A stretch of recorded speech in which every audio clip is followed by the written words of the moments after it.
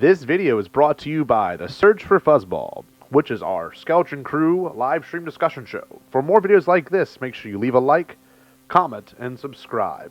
Enjoy! Why Fuzzball Could Change Star Wars Forever by me, Scotty Jero.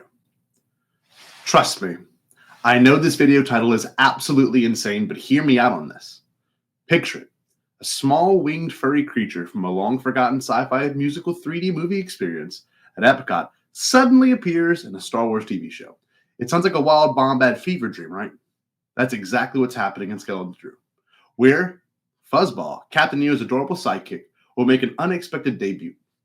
At first glance, this might seem like just a fun Easter egg for Disney Parks fans, but it can be so much more. Fuzzball's appearance hints at a bold new possibility, the blending of stars with some of Disney's most obscure and eccentric creations. From cult classic attractions like Captain EO to forgotten characters these experimental phases in the 80s and 90s, this could signal a wave of deep-cut nostalgia transforming the Star Wars universe. In this analysis, we'll explore how the quirky creature represents a profound shift, the hidden ties between Disney and Star Wars, and the thrilling potential for long-lost Disney lore to find a home in a galaxy far, far away. This is where the weird, wonderful, and Bombad collide. For those that don't know, the legacy of this character is actually quite simple. Fuzzball is a small, furry, winged creature who serves as Captain EO's loyal sidekick. Captain EO, for those that don't know, was a 3D sci-fi musical film in Epcot, starring Michael Jackson as a space captain on a mission to bring light and happiness to a dark planet. Fuzzball's species was recently revealed to make an appearance in the new Star Wars TV series, Skeleton Crew. To me, this implies so much more than just a fun reference. This is an Easter egg that implies quite a heavy possibility that some of the most renowned Disney park experiences and characters could very well become live-action characters in the Star Wars universe. This doesn't just go for Captain EO, but many others that will be thoroughly explained and listed in this video. Keep in mind, I am not and will not be referring to your typical classic characters like Mickey, Cinderella, Peter Pan, Moana, Stitch, Baymax, or anyone else you would instantly identify as a household Disney character. The level of nuance I'm explaining here is quite deep and needs some rather intense levels of backstory and explanation. Firstly, let's take a look at Captain EO before we go too far down the rabbit hole of this theory. The Captain EO Epcot experience combined cutting-edge visual effects, music, and choreography directed by Francis Ford Coppola and produced by George Lucas. This 17-minute show featured state-of-the-art technology and was a blend of futuristic 3D storytelling with Jackson's signature style. It ran from 1986 to 1996, with a revival from 2010 to 2015 after Michael Jackson's death in 2009, thus becoming a beloved part of Epcot's history. Now, there's one name that should have made your ears perk up: George Lucas. For those who might not know, George Lucas's connection to Disney goes way back, even before Star Wars. As a kid, Lucas visited Disneyland shortly after it opened in 1955, soaking in the magic and storytelling that would later influence his own groundbreaking work. Fast forward to the 1970s, and Lucas was trying to get Star Wars off the ground, pitching it to multiple studios, including Disney. But Disney at the time didn't bite. They thought the idea was too risky and expensive. Lucas didn't let that slow him down, and by the 1980s, he was working with Disney on some of their most innovative attractions. One of the most notable, Captain EO. Lucas produced the film, blending his love of futuristic storytelling and the magic of Disney parks. Not long after, Lucas brought the Star Wars galaxy to Disney through Star Tours, the first ever flight simulator ride at the parks. It was a massive success, giving fans a chance to experience the thrills of Star Wars firsthand. It also introduced us to the first REX droid, known as RX-24, or Captain Rex, who is a charismatic and somewhat bumbling pilot, voiced by Paul Rubens.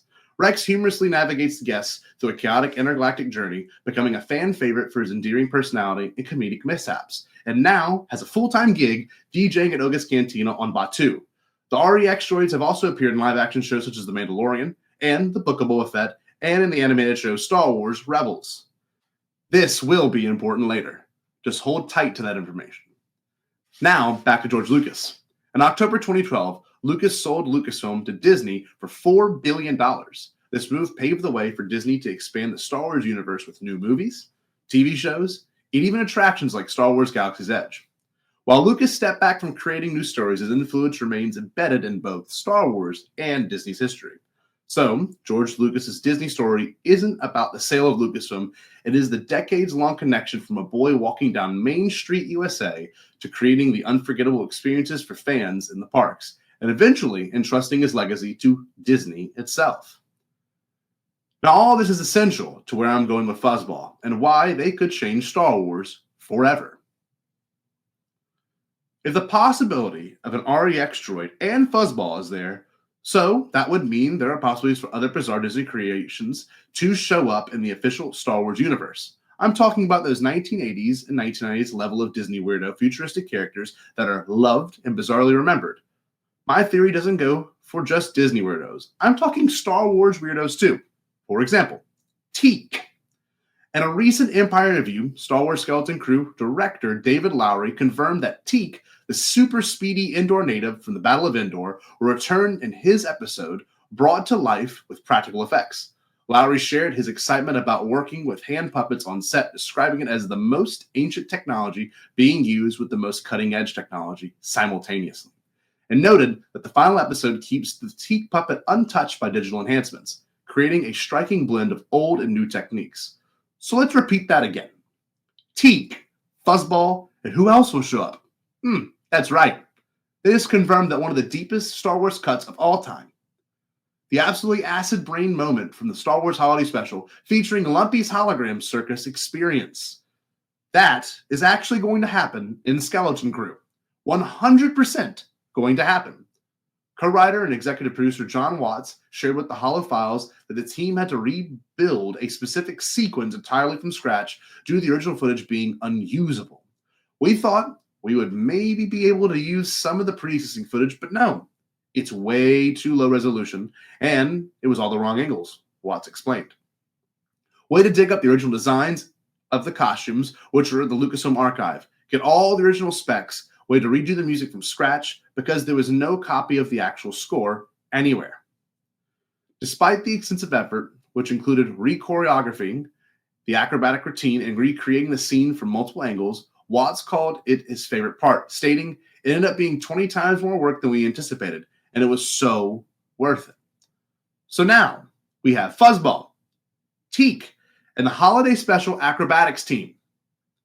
With these known announcements, now the Sabacc cards are certainly all on the table. This is where the conspiracy brain fully kicks in. This leads me to believe that there are so many options for bizarre characters to show up. The rest of Captain EO's crew, for example, Major Domo, Minor Domo, ID and OD, and Hooter! Hell, maybe Michael Jackson's estate would trust ILM enough to recreate Michael Jackson as Captain EO for this show. Let's add to this a little bit. For a moment, Michael Jackson wanted to play Jar Jar Binks. Ahmed Best, the actor behind Jar Jar Binks in Star Wars: The Phantom Menace, revealed in a 2015 interview with Vice that Michael Jackson had originally wanted to play the character. Best recounted the attending Michael Jackson concert with George Lucas, Natalie Portman, and George Lucas's children, where Lucas introduced him to Jackson as Jar Jar.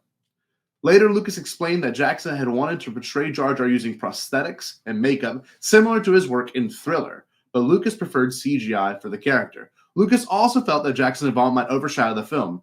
But hey, if we're talking obscure, let's throw in another musician and a band, Halyx, into the mix. Aside from Captain EO, we also have some Disney deep cuts like Halyx. For those that don't know, well, Halyx was a short-lived experimental rock band created by Disneyland in the summer of 1981. The band combined the burgeoning popularity of science fiction fueled by Star Wars with high-energy arena rock. The name Halyx derived from the Greek word for salt, hinted at the otherworldly themed. This band was developed by Disneyland Records, later Buena Vista Records, and spearheaded by music producer Mike Post, famous for his TV theme songs like The Rockford Files and The Hill Street Blues. The project sought to bring a cosmic rock spectacle to the park's space stage in Tomorrowland. Overseen by Tom Nab, Disneyland's live entertainment manager, the goal was to create an immersive and innovative experience that married the park's futuristic themes with the era's love for hard rock. The band's lineup was as eclectic as its concept, featuring musicians dressed in elaborate costumes inspired by space operas and science fiction fantasies. The lead singer, dressed in tight, shimmering space-theme outfits, was known for her powerful vocals and commanding stage presence. She brought charisma to the forefront of the show, drawing comparisons to contemporary rock stars of the time. The bassist played a towering Chewbacca-like alien, covered in fur, stomping around the stage, adding all kinds of theatricality.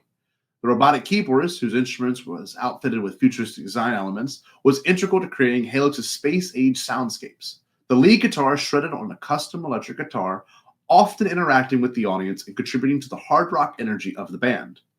Rounding out the group were a drummer, who performed from an elevated position, a frog-like percussionist, and a keyboardist backup vocalist who helped layer the band's cosmic progressive sound. The music of Halyx was an energetic mix of hard rock, pop, and futuristic sound effects. The songs often have a sci-fi inspired lyrics, bombastic instrumentation, reminiscent of bands like Boston or Journey, but with a space opera twist. The band's live performances were designed to feel like an intergalactic concert, complete with fog machines, dramatic lighting, and pyrotechnics. The theatrical stage presence extended to choreography and interaction with the crowd, making their shows a sensory overload of music and spectacle. Despite its bold concept, Halyx was short-lived. It debuted at Disneyland's space stage in the summer of 1981 and was met with moderate success, but its appeal proved to be niche. The production's high cost, coupled with the difficulty of sustaining such a specific theme, led to its cancellation by the end of the summer. No official recordings of the band's music were released, though bootleg audio from live performances has surfaced over the years. Halyx's story has since become a cult favorite among Disney and theme park enthusiasts, celebrated for its creativity and audacity. In 2020, the YouTube documentary Live from Space Stage, a Halyx story by Defunctland, reignited interest in the band, chronicling its creation, performance, and eventual demise, cementing Halyx's place as one of Disneyland's most unique and ambitious projects. The link for the incredible documentary is in the description below. And while we're on the subject of oddities, let's not overlook Sonny Eclipse, the lounge singer from the Cosmic Rays Starlight Cafe. He's got a certain charm that could definitely fit in the Star Wars galaxy. But first, let's look at and take a second to reflect on the musician that came before him. It's about to get much deeper than you probably expected, so hold on for a moment. Michael Iceberg and Sonny Eclipse are two notable musical icons that brought unique, whimsical entertainment to Tomorrowland and Disneyland and Walt Disney World.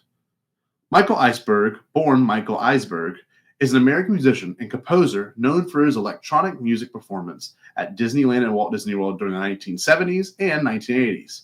A classical pianist trained at Northwestern University and Juilliard, Iceberg transitioned from music retail business to performing live shows, where he became famous for his innovative use of electronic instruments. He created the amazing Iceberg machine, a custom setup of synthesizers and electromechanical instruments and drum machines that evolved over time, allowing him to perform complex compositions in real time. For many years, guests at Walt Disney World had the chance to pause their day, grab a snack, and be mesmerized by the incredible performance of Michael Iceberg at the Tomorrowland Terrace, now Cosmic Rays Starlight Cafe. His shows, sometimes up to 5 times a day, showcase his immense talent as a performer with his unique electronic setup, which took center stage where Sonny Eclipse now resides. His pyramid-like contraption would rise from the utilidors, unfolding a mirror that allowed the audience to watch him as he played. The performances were a blend of lights, smoke, vocals, and synthesized sounds that not only entertained but also told a story, creating a truly futuristic experience that stood out in Tomorrowland.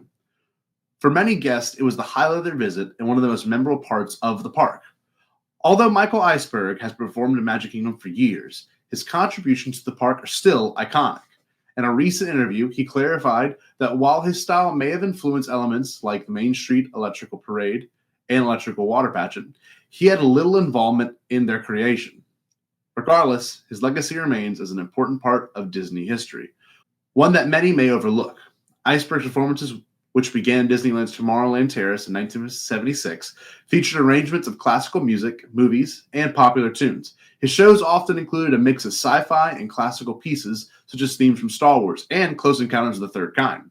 He became known for his elaborate live setups, which featured overhead mirrors, allowing on to see him play multiple keyboards simultaneously. Michael's performance was enhanced by a fog machine and lights within a pyramid structure, inspired by the cover of Pink Floyd's Dark Side of the Moon.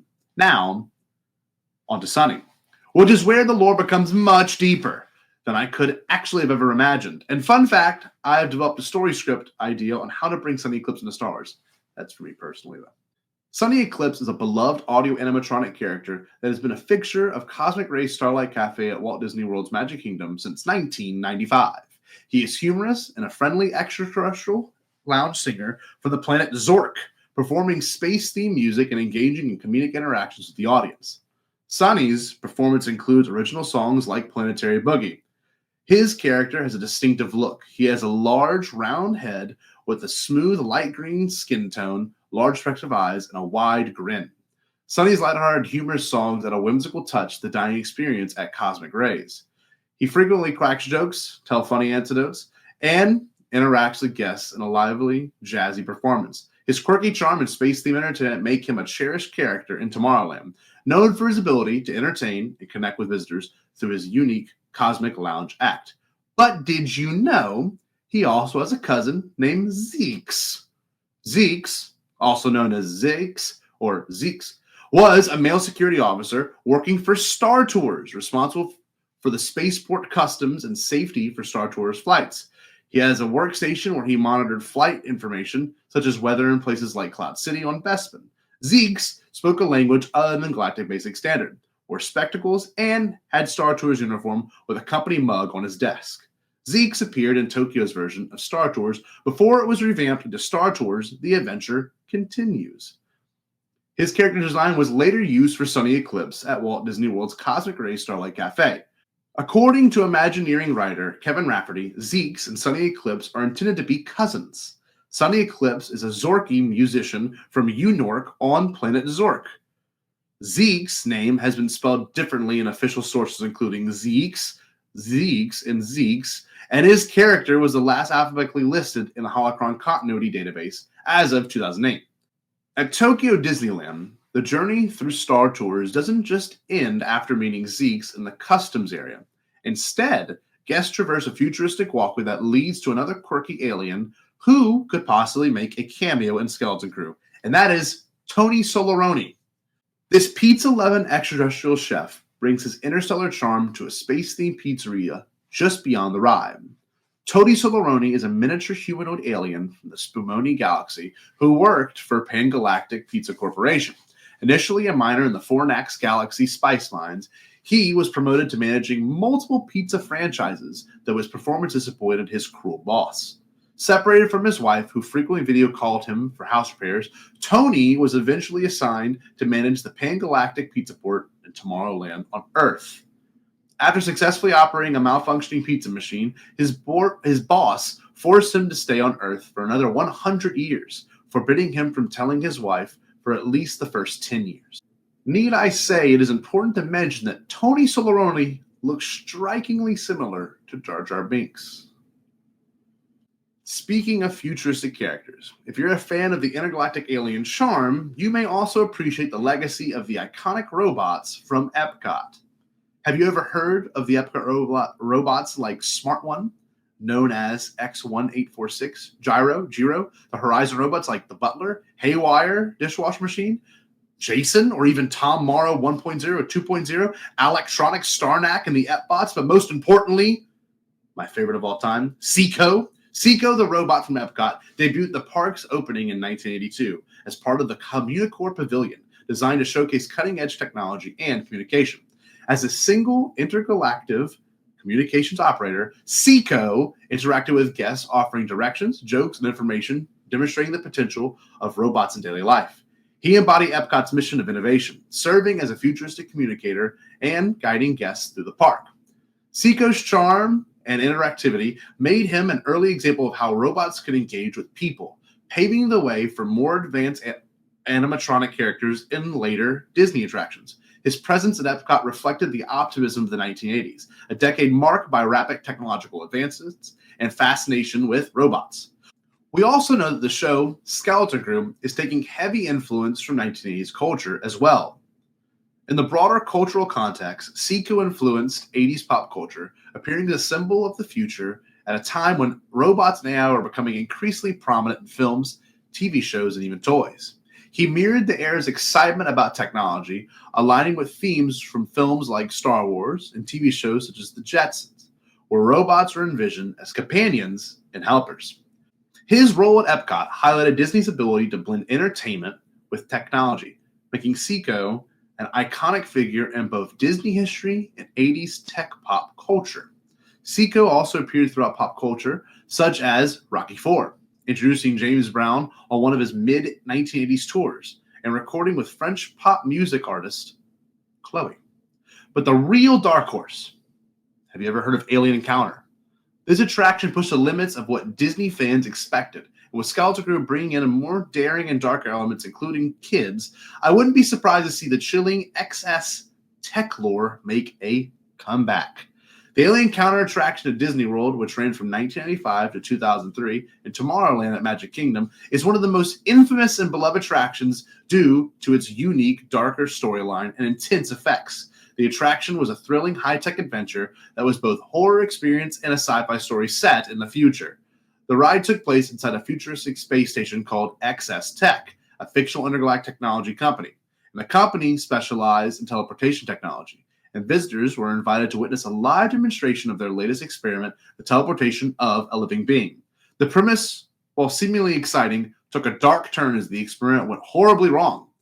Guests entered the XS Tech facility and were there greeted by corporate representatives droid named Sir, Simulated Intelligence Robotics, who introduces them to the demonstration. The attraction was heavily marketed with the tagline, "A Disney thrill ride you can't escape." Setting the tone for what's to come, Dr. Femus, another green humanoid character, explains that XS Tech is about to teleport an alien species from one location to another using their advanced teleportation technology. However, when the machine is activated, the teleporter malfunctions, and instead of transporting the alien as planned, it pulls a dangerous, terrifying extraterrestrial creature into the demonstration room. The creature is a highly aggressive alien, and the audience is soon trapped in a darkened chamber with the creature free inside the building, using a combination of visual effects, animatronics, and sensory experiences such as intense sounds, moving seats, and even heat and air blasts. Guests experience the sensation of being hunted by the alien. The storyline involves the alien terrorizing the guests with an illusion of it attacking them from all sides. As the attraction continues, the terrifying alien wreaks havoc on the room's systems and safety protocols and malfunctions. The environment grows increasingly chaotic and uncomfortable, and the guests are left feeling as if they are at the mercy of this hungry alien. The climax of the experience involves the alien getting dangerously close while lights flashing alarms blare. Eventually, the alien is seemingly neutralized when a security team, introduced earlier in the experience, intervenes using their own teleportation tech to send the alien to an unknown location, saving the guests in the process. The attraction ends with the lights coming back on, and the guests are being safely escorted out the building. Alien Encounter was a departure from the more family-friendly tone typically associated with Disney. It was initially met with mixed reactions, particularly from families who found the experience to be too intense and scary for young children. Despite its darker tone, Alien Encounter developed a cult following due to its groundbreaking use of technology and immersive storytelling. In 2003, the ride was replaced by Stitch's Greatest Escape, which toned down the horror elements and introduced the lovable but mischievous character Stitch from Lilo and Stitch's franchise. However, many fans will still remember Alien Encounter as one of Disney World's most thrilling and daring attractions, pushing the limits of what could be considered family-friendly entertainment at the time. Alien Encounter is often remembered for its boldness and storytelling of suspense, fear, and high-tech disaster in a way that other Disney attractions did not. While it's no longer in operation, its lore and the impact it had on Disney's history continue to intrigue fans, and so is a place in the hearts of many who experience it. While Alien Encounter may have been retired, the legacy of pushing boundaries remains alive in Disney's culture, and possibly in future Star Wars projects. We may never know, but in conclusion, Fuzzball's inclusion in Skeleton Crew isn't just a whimsical callback to a beloved Disney Parks icon. It's a seismic shift in how Star Wars integrates with broader cultural tapestry Disney has built over decades. When you pair Fuzzball's return with the confirmed appearance of Teek and the holiday special circus team, and the broader resurgence of obscure Star Wars lore, it becomes clear that Lucasfilm is willing to embrace the weird and wonderful corners of its own mythology. But this isn't limited to Star Wars alone. Disney's deep vault of bizarre, niche, and once forgotten creations from Captain EO to Halix, Sonny Eclipse, and even Alien Encounter is ripe for rediscovery and reinvention. The connective tissues here is a spearmint of experimentation. Whether it's George Lucas splitting sci-fi and pop music in Captain EO, or Disney introducing audiences to the intergalactic rock bands and Tomorrowland's robots, these stories share a love for pushing boundaries and reimagining what's possible. By bringing in characters like Fuzzball into live-action Star Wars projects, Lucasfilm isn't just adding a fun Easter egg. They're signaling a willingness to expand the galaxy in new, exciting, and truly unexpected ways. This opens the door for a future where cult classic Disney creations like Captain EO's crew, Sonny Eclipse, or even Alien Encounter's terrifying XS tech lore could find a place in the canon. This blending of worlds doesn't dilute the Star Wars mythos. I believe it enriches it. Star Wars has always been about imagination, about taking what's familiar and transporting it to a galaxy far, far away. Incorporating these offbeat Disney characters and concepts reaffirms the franchise's commitment to bold storytelling and the balanced creativity that has always been defined by both Disney and Star Wars.